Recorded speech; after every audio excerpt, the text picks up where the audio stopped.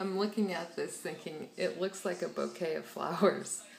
It really does. Look at that. Wow. Okay. I am cooking in the kitchen again. If you follow me on my blog, you know I love to cook. And I am no longer a cancer patient. Treatment ended yesterday. Bam. Done. And I'm moving forward. But anyway, this morning I'm up early. I look really tired. Got bags under my eyes, no earrings, but who cares? I'm making shish kabobs. And that's what these skews. These are... well, that's the vegetable fruit part of it. But I'm making shish kabobs. My girlfriend Cheryl, she and her husband MG are having a wedding celebration next weekend on Lopez Island, and I want to get all these shish kabobs made for her. She said, you know, I told her, give me an assignment. She said, I'd like shish kabobs. We're on a beach. Salmon would be great. Oysters on the shell. I said, yes, yes, and yes. But I have to get the bobs in the freezer made today.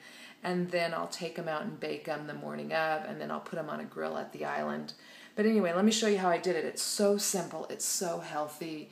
You could make them in advance and put them in your freezer, and you have people coming over, and they're, you know, you didn't really know they were coming. You could put those on the grill. Fabulous flavor. They'll be impressed.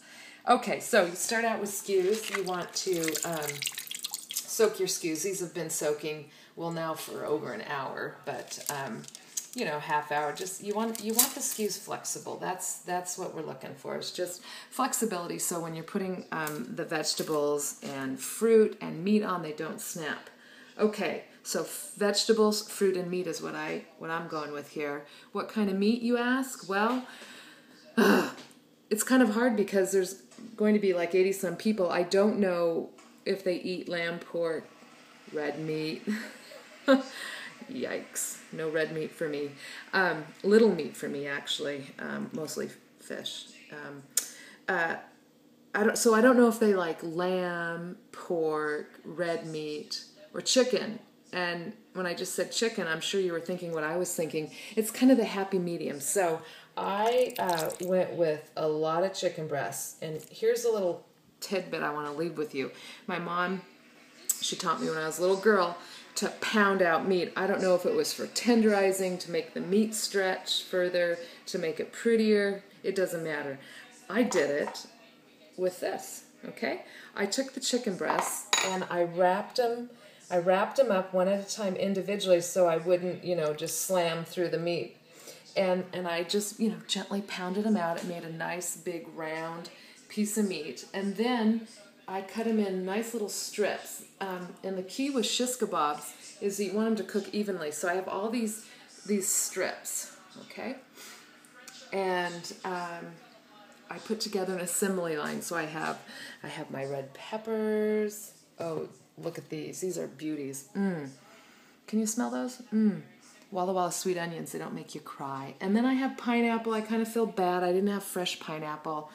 So, and I always have fresh pineapple, but my kids always eat it. I buy a couple a week. It's got a lot of good cancer-fighting properties in it. So I went with, you know, canned pineapple. No sugar, though. No sugar, no sugar.